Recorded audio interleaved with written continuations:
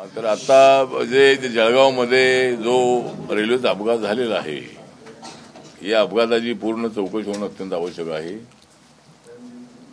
एक तर ही जी पुष्पक एक्सप्रेस आहे ती मुंबईकडे येत असताना आणि मुंबईवरून जाणारी कर्नाटक एक्सप्रेस जी आहे ती जळगावच्या अलीकडे जे स्टेशन आहे तिथून जात असताना अचानक त्या ठिकाणी ब्रेक दाबण्यात आला अशी माहिती आहे. आणि त्यामुळं त्या ठिकाणी ज्यावेळेला अशा पद्धतीचा ब्रेक दाबला जातो त्यावेळेला चाकांच्या ठिणग्या ज्या असतात उडतात आणि त्या चाकाच्या ठिणग्या उडल्यामुळं आपोआप पसरली की ट्रेनला आग लागत आहे. आणि त्यामुळे आपला जीव वाचवण्यासाठी उड्या मारलेले जे अनेक लोक होते त्याच्यामधले आतापर्यंत किती 12 लोक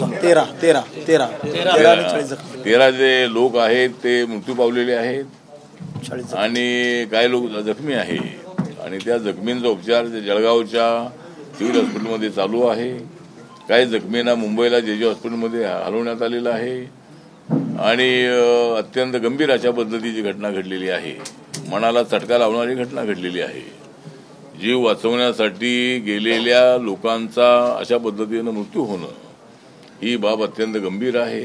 अचानक ती गाडी थांबणं आणि त्याच वेळेला दुसरी गाडी त्या ट्रॅकवरून येणं अशा पद्धतीचा जो काही अपघात झालेला आहे, तर अशा पद्धतीचे अपघात होऊ नये याची काळजी रेल्वे मंत्र्यांनी घेतली पाहिजे. आणि रेल्वे मंत्र्यांनी पूर्णपणे चौकशीचे आदेश दिलेले आहेत. जे मृत झालेले लोक आहेत त्यांना 5 लाखाची मदत आणि जे जखमी आहेत त्यांना 50,000ची मदत जी आहे ती जाहीर करण्यात आलेली आहे. माननीय मुख्यमंत्री देवेंद्र फडणवीसजी यांनी सुद्धा या घटनेबद्दल हळहळ व्यक्त केलेली आहे आणि त्या सगळ्या मुतात्म्यांना आदरांजली अर्पण केलेली आहे. मी सुद्धा सामाजिक न्याय खात्याचा राज्यमंत्री म्हणून, रिपब्लिकन पक्षाचा अध्यक्ष म्हणून मी त्या सगळ्या मृतांना आदरांजली अर्पण करतो. आणि अशा घटना घडू नयेत याची काळजी रेल्वे मंत्र्यांनी घेतली पाहिजे. याची पूर्ण चौकशी झाली पाहिजे. ड्रायव्हरने अशा पद्धतीनं ब्रेक दाबला कसा हे पाहिलं पाहिजे. आणि अशी माहिती आहे की जो एक चहा विकणारा माणूस आहे तर तो पळत सगळ्यांना असा सांगत सुटला की ट्रेनला आग लागलेली आहे किंवा आणि अशा पद्धतीनं लोक त्या ठिकाणी खाली उतरले आणि जीव वाचवण्यासाठी गेलेल्या लोकांचा प्राण गेलेला आहे. ही अत्यंत गंभीर घटना आहे आणि अशा घटना घडू नयेत याची काळजी रेल्वे मंत्र्यांनी घेतली पाहिजे अशी एक आमची मागणी आहे. दुसरा विषय आहे तो 2 मार्चला काळाराम मंदिर सत्याग्रहाचा वर्धापन दिवस तर आहेच आहे, पण बाबासाहेब आंबेडकरांनी 1935ला नाशिक जिल्ह्यामधल्या येवला या ठिकाणी, मी जर हिंदू असलो तरी हिंदू समाजाकडून आम्हाला न्याय मिळत नाही. आम्ही अनटचेबल आहोत. आम्हाला गावच्या विहिरीवरचं पाणी प्यायला मिळत नाही. आम्हाला कुठल्या मंदिरामध्ये जाता येत नाही आम्ही हिंदू असलो तरी. आणि अशा पद्धतीनं बाबासाहेब आंबेडकरांनी घोषणा केलेली होती की मी हिंदू धर्मात राहणार नाही. आणि त्यानंतर बाबासाहेब आंबेडकरांनी जवळजवळ 21 वर्षानंतर नागपूरमध्ये बौद्ध धर्माची दीक्षा घेतलेली आहे. जरी बाबासाहेबांनी बौद्ध धर्माची दीक्षा घेतलेली असली तरी बाबासाहेब आंबेडकरांनी लिहिलेलं संविधान जे आहे हे संविधान सर्वांसाठी आहे. सगळ्या जातींना एकत्र करणारं संविधान आहे. हिंदू, मुस्लिम, शीख, ईसाई, बुद्धिस्ट, जैन, पारसी, लिंगायत अशा सर्व लोकांना न्याय देणारे संविधान आहे. 140 कोटी लोकांना सामाजिक न्याय, आर्थिक न्याय, शैक्षणिक न्याय देण्याचं हे संविधान आहे. आणि त्यामुळं बाबासाहेब आंबेडकरांनी अखंड भारताची संकल्पना जी आहे ही लोकांच्या समोर मांडलेली आहे. आणि आम्हाला अभिमान आहे की जरी आमच्यावर काही अत्याचार होते असले तरी सुद्धा देशाचा विषय आल्यानंतर आम्ही देशासाठी लढणारी लोक आहोत. आमची महार बटालियन जी आहे ती देशाच्या सीमा वाचवण्यासाठी त्या ठिकाणी सातत्यानं लढत असते. आणि त्यामुळं अखंड भारताची संकल्पना आपण जपली पाहिजे. आणि तीच भारतीय संविधानाची देण आहे, भारतीय संविधानाचा आदेश आहे. तो आपल्याला प्रयत्न करायचा आहे. तर आम्ही 2 मार्चला एक भव्य अशा पद्धतीची एक बौद्ध धम्म परिषद जी आहे ती नाशिकच्या गोलकुल मैदानामध्ये ठेवलेली आहे. जे मोठं मैदान बाजूलाच आहे. हुतात्मा अनंत कानेरे अनंत कानेरे मैदान जे आहे त्या मैदानामध्ये भव्य अशी धम्म परिषद ठेवलेली आहे. आणि त्या बौद्ध धम्म परिषदेमध्ये विश्व शांतीचा संदेश, देश शांतीचा संदेश, जिल्हा शांतीचा संदेश, गाव शांतीचा संदेश हा या बौद्ध धम्म परिषदेच्या माध्यमातून आम्हाला द्यायचा आहे. आणि आम्हाला गर्व या गोष्टीचा आहे की जो माणूस बौद्ध नाही तो सुद्धा बुद्धाला मानतो आहे.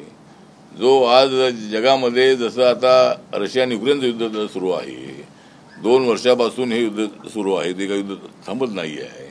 इस्रायल हमास युद्ध काही थांबत नाही आहे. पण आता माननीय ट्रम्प जे आहे हे रिपब्लिकन पार्टीचे आहेत, ते अमेरिकेचे अध्यक्ष झालेले आहेत. त्यांना मी आमच्या मोदी साहेबांनी तर त्यांना शुभेच्छा दिलेल्याच आहेत. पण मी रिपब्लिकन पार्टीचा अध्यक्ष म्हणून मी सुद्धा त्यांना शुभेच्छा देतो. आणि भारताकडे त्यांचं लक्ष जास्त असावं. भारताच्या आर्थिक प्रगतीसाठी त्यांच्या सहकार्याची आवश्यकता आहे. आणि कोरोनाच्या काळामध्ये अमेरिकेला आम्ही व्हॅक्सिन जे आहे ते आम्ही दिलेलं आहे. म्हणजे भारताने अनेक देशातल्या करोडो लोकांचे प्राण वाचवलेले आहे. त्यामुळं भारत हा आता विकसित राष्ट्र म्हणून पुढे येतो आहे. मेक इन इंडियाचा नारा माननीय मोदी साहेबांनी दिलेला आहे. त्यामुळं सर्व जे आपल्या देशामध्ये सर्व साहित्य किंवा ज्या ज्या वस्तू लागत आहेत त्या सगळ्या इथं बनल्या पाहिजेत. या दृष्टिकोनातून सरकार पूर्णपणे उद्योगपतींना मदत करण्याचा प्रयत्न करत आहे. आणि आता आपल्या लाओसला आपले माननीय मुख्यमंत्री देवेंद्र फडणवीस साहेब, उदय सामंतजी आणि जो आमची अधिकाऱ्यांची टीम आहे ती त्या ठिकाणी गेल्या 4-5 दिवसापासून आहे. आणि जवळजवळ 15,70,000 कोटीचं जे इन्व्हेस्टमेंट आहे हे महाराष्ट्रामध्ये आणण्याचा करार झालेला आहे. आणि आतापर्यंत सर्वात जास्त इन्व्हेस्टमेंट करण्याचा जो निर्णय आहे किंवा जास्त इन्व्हेस्टमेंट या वेळेला झालेली आहे. आणि त्यामुळं 15 लाखापेक्षा जास्त लोकांना रोजगार मिळणार आहे. आणि देशाच्या महाराष्ट्राच्या इकॉनॉमीमध्ये त्याचा फार मोठा चांगला इम्पॅक्ट होणार आहे. महाराष्ट्राच्या खजिन्यामध्येही जो काय सध्या आपण आपल्याकडे सरकारलाही त्याच्यामधून रेव्हेन्यू चांगला मिळणार आहे. त्यामुळं तो निर्णय अत्यंत चांगल्या पद्धतीचा आहे. आणि बाकी जी आपली धम्म परिषद जी आहे या धम्म परिषदेमध्ये अनेक विषयांवरती चर्चा होणार आहे. सकाळपासून आम्ही एका ठिकाणी अजून ती जागा ठरली नाही, पण सकाळपासून जे आदरणीय सगळे भिक्खू सगळ्या जगभरातून येणार आहेत, भारतातून येणार आहेत, महाराष्ट्रातून येणार आहेत भिक्खू आणि जे काय बौद्ध थिंकर्स आहेत त्यांच्यासोबत जी चर्चासत्र जे आहे हे चर्चासत्र 2 तारखेला सकाळी 11 वाजता एक 3 तासाचा ठेवलेलं आहे. आणि त्याच्यामध्ये बुद्धिजमवरती चांगली चर्चा होणार आहे. आणि विश्व शांतीसाठी आपण काय करणं आवश्यक आहे त्याची चर्चा होणार आहे. काही ठराव त्याच्यामध्ये संमत होणार आहे.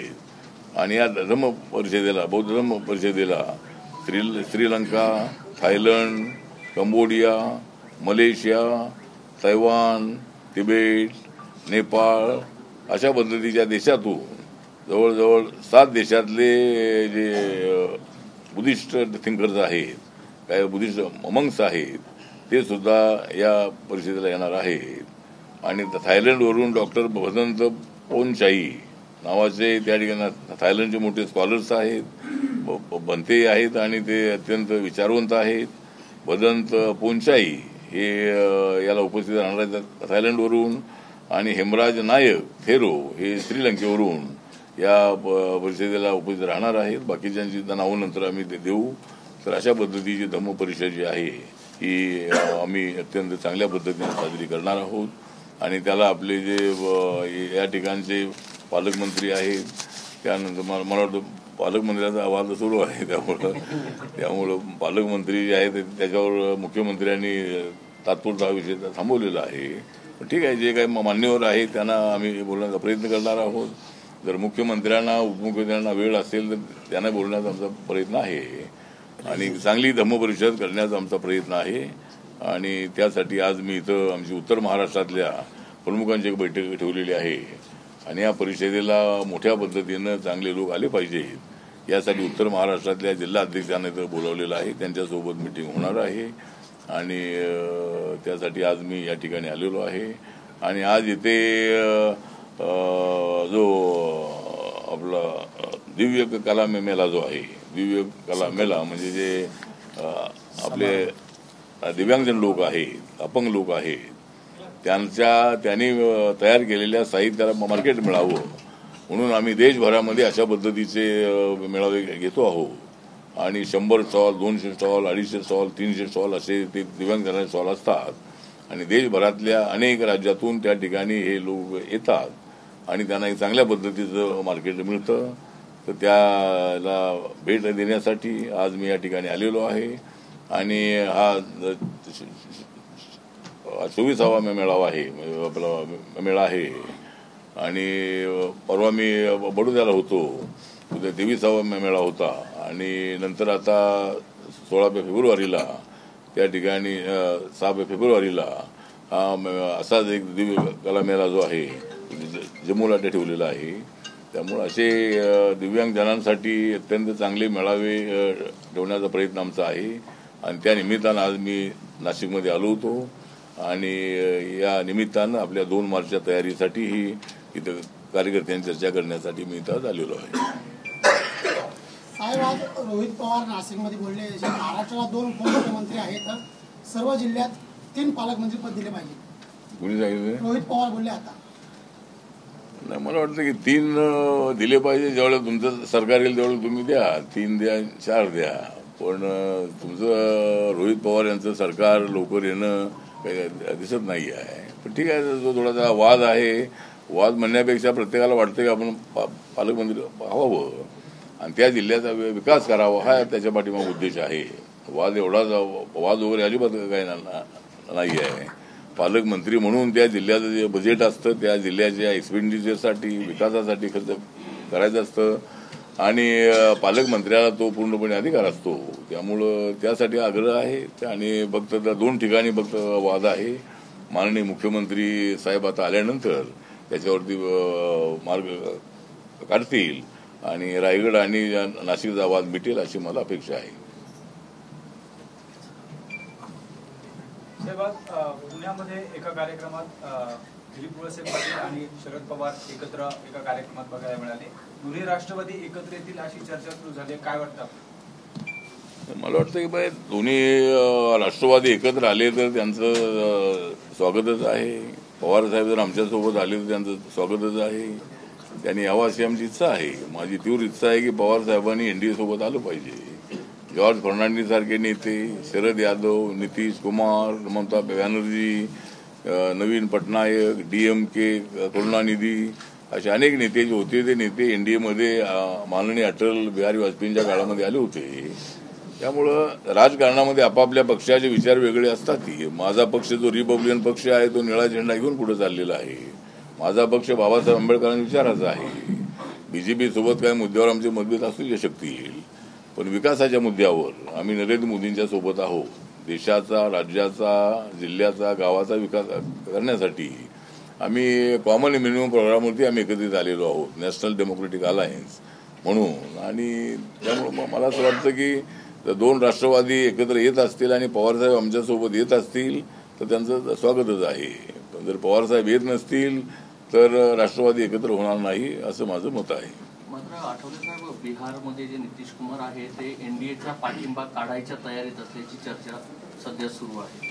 मला वाटतं की नितीश कुमार हे एनडीएचा पाठिंबा अजिबात काढणार नाही आहे. कारण त्यांनी जाहीर केलेलं आहे की मागच्या वेळेला RJDकडे जाण्याची माझी चूक झाली होती आणि आता मी एनडीए सोबतच राहणार आहे हे त्यांनी सांगितलेलं आहे. त्यामुळे ते एनडीएचा पाठिंबा काढणार नाहीत अशी आम्हाला पूर्णपणे खात्री आहे. सरकारने जो 1 रुपयामध्ये पीक विमा काढलेला होता तो आता सरकार बंद करायच्या तयारीत आहे, राज्य सरकार. मला वाटतं त्याच्याबद्दल काय माहिती मला पूर्णपणे नाही आहे. पण जर 1 रुपयाचा विमा असेल तर आता त्यासाठी मी नक्की शेतकऱ्यांच्या फायद्यासाठी असेल तर तो चालू राहायला हरकत नाही आहे. त्यासाठी नक्की मी मुख्यमंत्र्यांना बोलेन आणि शेतकऱ्याच्या हितासाठी जर हा निर्णय घेतला असेल तर तो एकदम बंद होऊ नये. तर त्यासाठी नक्की मी मुख्यमंत्र्यांना बोलेन. आता सर्वसाधारण लोकांची समजणारी लालपरी एसटी बसचं आता भाडं जे आहे ते वाढणार आहे. राज्य सरकार आता भाडं वाढवायच्या तयारीत आहे. नाही, भाडं वाढवायच्या तयारीत आहे कारण ते वाढणार आहे ना मला माहीत नाही आहे, पण वेळोवेळेला भाडं वाढत असतात. मी ट्रान्सपोर्ट खात्याचा मंत्री होतो मी, त्यामुळं सरकारच्या खजिन्यामध्ये काय पैसा आला पाहिजे आणि त्यासाठी काय भाडं थोडंसं वाढलं तर लोकांनी समजून घेणं अत्यंत आवश्यक आहे. पण ते भाडं एकदम जास्त वाढू नये, लोकांना सर्वसामान्य लोकांना परवडेल अशा पद्धतीचं भाडं असावं. आणि आता ज्या तालुक्याच्या बसेस आहेत, आता आम्ही ट्रान्सपोर्ट मंत्री असताना सगळ्या बसेस एकदम चकाचक चांगल्या असायच्या. अलीकडे जर आपण बघितल्या तर बाहेरच्या बसेस चांगल्या असतात लांब पल्ल्याच्या, पण तालुक्यामध्ये गावागावात जाणाऱ्या बसेस अत्यंत मोडकळीत झालेली आहे. अशा बसेस चालवू नयेत. त्यासाठी प्रताप सरनाईक हे ट्रान्सपोर्ट मिनिस्टर आहे, त्यांच्याशी मी बोलणार आहे आणि सर्वसामान्य गावातल्या माणसांनाही बस चांगली असावी यासाठी नवीन बस आणल्या पाहिजेत आणि अशा भंगारमध्ये अशा बसेस पाठवल्या पाहिजेत असं माझं मत आहे. आपण म्हणताय की निळा झेंडा घेऊन मी पुढे जातोय, निळा झेंडा घेऊन मी पुढे जातोय, पण निळ्या झेंड्याला प्रतिनिधित्व अजून मिळालेलं नाही. नाही, निळ्या झेंड्याला प्रतिनिधित्व मिळायला पाहिजे पण ते देत नाही आहे. आणि ते देत नाहीत म्हणजे आम्ही घेत नाही असं नाही, आम्ही घेण्यासाठी तयार आहोत. पण अनेक वेळेला सांगूनही आम्हाला काय एक मंत्रिपद देण्याच्या संबंधामध्ये चर्चा होती. माननीय देवेंद्र फडणवीस यांनी अनेक वेळेला सांगितलं होतं. त्यांच्या काही टेक्निकल अडचणी असल्यामुळं कदाचित आम्हाला हे संधी मिळाली नाही. पण पुढे आता महामंडळामध्ये तरी संधी मिळावी आणि एक 3-4 महामंडळाचे चेअरमनपद आम्हाला मिळावी. येणाऱ्या महानगरपालिका, जिल्हा परिषदा, पंचायत समिती, नगरपालिका यामध्ये आम्हाला रिप्रेझेंटेशन द्यावं आणि रिपब्लिकन पक्षाला सत्तेचा वाटा जो आहे, सगळ्या जिल्ह्याच्या DPDC आहे, सगळ्या कमिटी आहेत, SEO आहेत, याच्यामध्ये आमच्या पक्षाकडे लक्ष द्यावं अशी आमची भूमिका आहे. आठवले साहेब, देशाच्या कायद्यांमध्ये मोठा बदल झाला. BNS म्हणजे भारतीय न्याय संहिता लागू झाली तेव्हापासून बदल झालेल्या कायद्यांमुळे काय फरक दिसून आलेला आहे? तुम्ही देश पातळीवर फिरत आहात, सगळीकडे राज्यांमध्ये फिरतात, तर BNS म्हणजे भारतीय न्याय संहिता लागू झाल्यापासून न्याय व्यवस्थेमध्ये काय बदल दिसून येतोय? मला वाटतं ते जे कलम आहे त्या कलमांचे फक्त आकडे बदललेले आहे, कायदे बदललेले असं नाही आहे. कायदा आहे तो तोच आहे, फक्त त्याचा नंबर जो आहे तो फक्त बदललेला आहे. न्याय व्यवस्था जी आहे ती आता न्याय व्यवस्थेला रिस्पेक्ट देणं अत्यंत आवश्यक आहे. जो न्याय कोर्टाने दिलेला आहे तो मान्य करण्याची भूमिका आपली असली पाहिजे आणि त्याप्रमाणे न्यायपालिकेवर काय त्याचा परिणामचा विषय नाही आहे. न्यायपालिकाला आता त्याचा अभ्यास करून जे नवीन कलम आहे ते नवीन कलम लक्षामध्ये ठेवून सगळे वकील आहेत ते आपली भूमिका मांडत असतात, जजेस जे आहेत ते निकाल देत असतात. त्यामुळं नवीन कलम आल्यामुळं काय त्याचा फरक पडलेला नाही. म्हणजे कलम फक्त बदललेले आहेत, कायदे तेच आहेत, कायद्यामध्ये काय कुठला बदल झालेला नाही. साहेब, मराठी भाषेला जागतिक दर्जा दिला आणि मराठी शाळांमध्ये CBSE पॅटर्नचा एवढा बोजा आता चालू होणार आहे. CBSE पॅटर्नचा एवढं बळजबरी का राबवणार ते? मराठी भाषेला जागतिक दर्जा दिला तरी मराठी शाळांमध्ये बस CBSE पॅटर्न राबवणार आहे. आता CBSE पॅटर्न जो आहे तो आता महाराष्ट्रामध्ये मला वाटतं की आता ते त्याच्याबद्दल एज्युकेशन मंत्रालयाचे बोलावं लागेल, म्हणजे निर्णय काय घ्यायचा आहे. पण महाराष्ट्रामध्ये ज्या शाळा आहेत त्यामध्ये मराठी भाषा असायला हरकत नाही आहे. मराठी विषय आहे, विषय असला पाहिजे. आणि काही गोष्टी मी मुंबईमध्ये पाहिल्या की मुंबई ही देशाची आर्थिक राजधानी आहे. मुंबईमध्ये उत्तर भारतीय, दक्षिण भारतीय, नॉर्थ ईस्ट आणि सगळ्याच देशातले, सगळ्याच राज्यातले लोक आपले पोट भरण्यासाठी, उद्योग करण्यासाठी मुंबईमध्ये आलेले आहेत. आणि त्यामुळं काही ठिकाणी मनसेकडून हे थोडंसं चुकीच्या पद्धतीचं धोरण आखलं जातं आहे की त्यांनी मराठी बोललं पाहिजे. म्हणजे एक तर तुम्ही मराठी बोललं पाहिजे तर ठीक आहे, म्हणजे त्यांनी मराठी शिकावं ठीक आहे. आणि आता अनेक मुलं जे आहेत साऊथ इंडियन, नॉर्थ इंडियन, अनेक लोक मराठी बोलतात. पण मुंबईसारखं शहर असं आहे की त्या ठिकाणी मराठी बोललंच पाहिजे असं ना, म्हणजे बोललं पाहिजे, पण हिंदी बोलणाऱ्या लोकांची संख्या मोठी आहे आणि त्यामुळं त्यांनी मराठीच बोललं पाहिजे असा आग्रह धरणं योग्य नाही आहे. आणि काय वाद झाला तो व्यक्तिगत वाद असतो, एखादा कोण उत्तर भारतीय आहे कोण मुंबईचा आहे, तर हे काय माहिती नसते, ही कुठल्या तरी कारणावरून वाद होतो आणि मग तो वाद असा होतो की एक उत्तर भारतीय असतो आणि दुसरा मराठी असतो, तर उत्तर भारतीयांनी मराठीवर अन्याय केला अशा पद्धतीची चर्चा होते. मला वाटतं की या अँगलने हा विषय असा करू नये. त्यांनी मराठी शिकलं पाहिजे, ठीक आहे, पण मुंबई ही देशाची आर्थिक राजधानी असल्यामुळं आणि सगळ्यांना हिंदी बोलता येते. मराठी गावातली आमची एखादी महिला ही हिंदी बोलते, त्यामुळं ही दादागिरी मनसेने करू नये असं माझं मत आहे. राज ठाकरे आमचे चांगले मित्र आहेत आणि डॅशिंग असणारे नेते आहे, परंतु अशा पद्धतीचे विषय घेऊन मुंबईला तोडण्याचा प्रयत्न करणं योग्य नाही आहे. मुंबई ही अखंड मुंबई असली पाहिजे आणि जिथं हिंदी बोलणारा असेल तर काय हरकत नाही. माझ्या पक्षाची भूमिका ही आहे की मुंबईत राहणाऱ्या सर्व भाषिकांना संरक्षण देण्याची भूमिका माझ्या पक्षाची आहे. त्यांनी मुंबईच्या विरोधामध्ये काय केलं तर नक्की आम्ही त्यांना त्यांच्या विरोधामध्ये आम्ही राहू, पण मराठी आणि असे बोर्ड जे आहेत ते तिथं मराठी बोर्ड असले पाहिजे. तर अनेक ठिकाणी मराठी बोर्ड आहेत, त्यामुळे शिवसेना आणि मनसे यांची भूमिका ही सातत्यानं मराठी माणसासाठी तर आहेच आहे, पण बाळासाहेब ठाकरे असताना सगळे मुस्लिम समाजाचे लोकही त्यांच्यासोबत होते. माननीय बाळासाहेब ठाकरेंच्या बरोबर उत्तर भारतीय लोकही होते. त्यांनी उत्तर भारतीय विंगी बनवली होती, साऊथ इंडियाची विंगी बनवली होती. त्यामुळं अशा पद्धतीनं वाद करणं योग्य नाही. आता दिल्ली आहे, दिल्लीमध्ये मराठी बोलणारे लोक 4 लाखापेक्षा जास्त आहे, तर त्या ठिकाणी मराठी लोकांना कोणी बोललं की तुम्ही तिथं हिंदी बोला, हिंदी बोलता येतं ते, पण म्हणजे हा विषय असा करू नये असं माझं मत आहे. ठीक आहे, त्यांचा पक्ष त्यांनी चालवावा, त्यांनी मोठा करावा, माणसं निवडून आणावी आणि ते जर एकदा काय तर म्हणाले होते की बाबा आठवले सारखे मंत्री झाले, आठवले मंत्री झाले, पण मला संधी आली तर मी पक्ष बरखास्त करेन. तर तशी संधी तुमच्यावर येणार नाही, तुमचा पक्ष बरखास्त होणार नाही. त्यामुळे तशी तुमची मंत्री होण्याची संधी तुमच्यावर येणारच नाही आहे. त्यामुळे मी माझ्या दलित समाजाचा, गोरगरीब समाजाचा मी कार्यकर्ता आहे आणि कार्यकर्त्यांच्या जीवावर मी इथपर्यंत पोहोचलेलो आहे.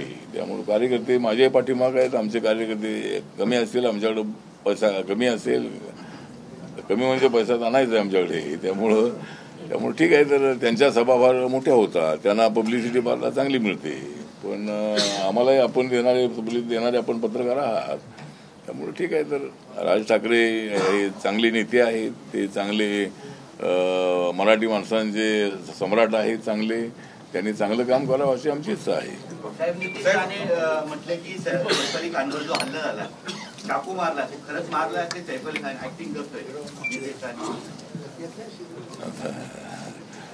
नाही, सैफ अली खानवर ज्या दिवशी रात्री हल्ला झाला त्या दिवशी मी मुंबईमध्ये होतो आणि मी त्यांना दुपारी जाऊन त्यांना भेटून आलो होतो. सैफवर झालेला जो हल्ला आहे तो जो बांगला देशातला तो पैलवान आहे आणि त्या झटापटीमध्ये मला वाटतं की त्यांनी पटापट अशा पद्धतीत वार केलेले आहेत. त्याला पकडलेलं आहे, त्याची चौकशी सुरू आहे.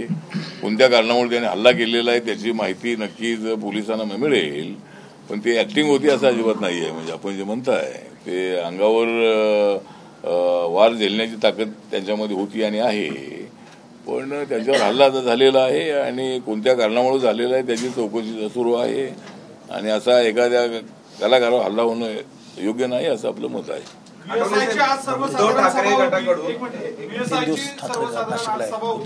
त्या सभेला शरद पवार तिथे उपस्थित होते, त्याच वेळेला अजित पवार देखील गेले. त्यांच्यामध्ये बंद दाराआड अनेक वेळ चर्चा झाली.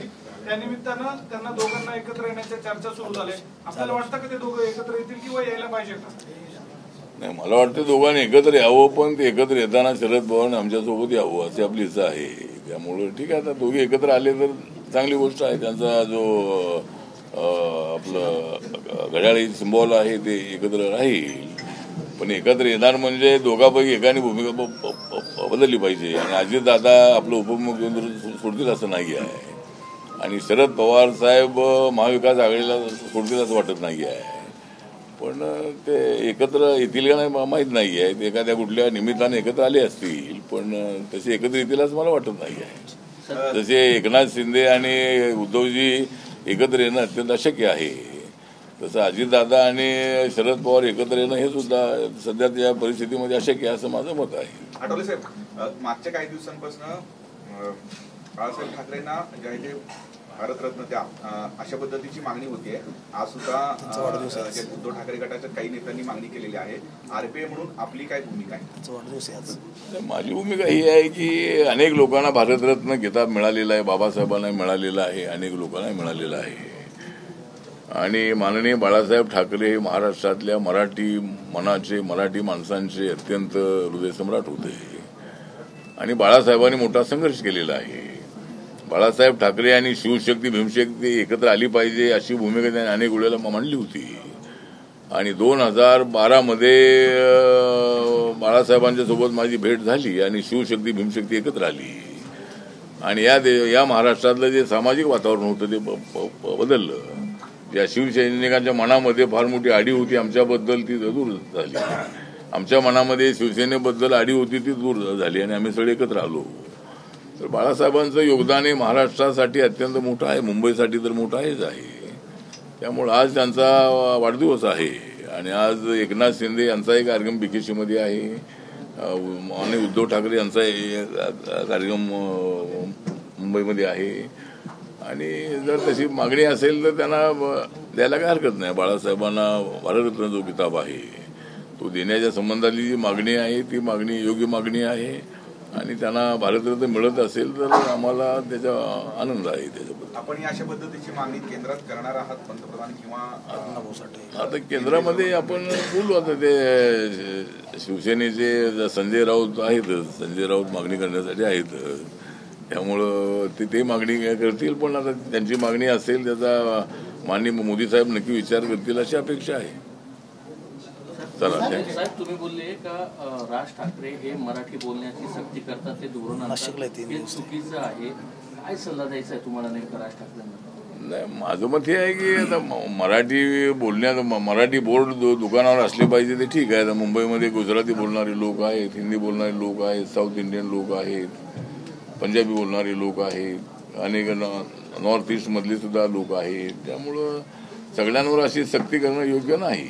आणि जर भांडण झालं तर ते मराठी माणसावर अन्याय झाला, अन्याय झाला असेल तर ज्यांनी केलाय त्याला पोलीस पकडतात, तर त्याच्यावर त्याला कारवाई झालीच पाहिजे. कोणी तो उत्तर भारतीय असेल ना तर दक्षिण भारतीय असेल, किंवा मराठी माणसाने त्यांच्यावर काय अन्याय केला तर मराठी माणसालाही पोलीस पकडतात. तिथे काही कोणाला पोलीस सोडत नाही आहे. लाईन जी आहे ते अशा पद्धतीनं बरोबर नाही. म्हणजे त्याला उभं करणं, तू मराठी बोल, त्याला येत नसेल तर तू बोललंच पाहिजे, अशा पद्धतीची सक्ती करणं योग्य नाही. हे कायद्यामध्ये न बसणार आहे, बेकायदेशीर असं कृत्य आहे. त्यामुळे पोलिसांनी तिकडे लक्ष देणं अत्यंत आवश्यक आहे. अशा पद्धतीची भूमिका मनसेची योग्य नाही असं माझं मत आहे. ते नाशिकला आहेत, भेटणार आहात त्यांना? राज ठाकरे पण नाशिकला आहेत, काय भेट होणार आहे? आता माझी नाही, ते त्यांच्या कार्यक्रमासाठी आहेत, मी माझ्या कार्यक्रमात भेटीला काय. आम्ही माननीय प्रधानमंत्र्यांच्या सभेला आम्ही एकत्र भेटलोच होतो. त्याच्या मुलाच्या लग्नाला गेलो त्यावेळेला माझी भेट झाली होती. आणि कधी कधी एखादी काही अडचण असेल तर राज ठाकरे साहेबांचा मला फोन येतो. तसे आम्ही मित्र आहोत. बाहेरून जर आम्ही असं बोलत असलो तरी नाही, भेटण्याचा विषय नाही. भेटले तर काय, आम्ही महाराष्ट्रातले आम्ही दोघे ते नेते आहोत, मोदी साहेबांना पाठिंबा देणारे आम्ही आहोत. त्यामुळे भेटण्यात मला काही गैर वाटत नाही त्यांना. चला.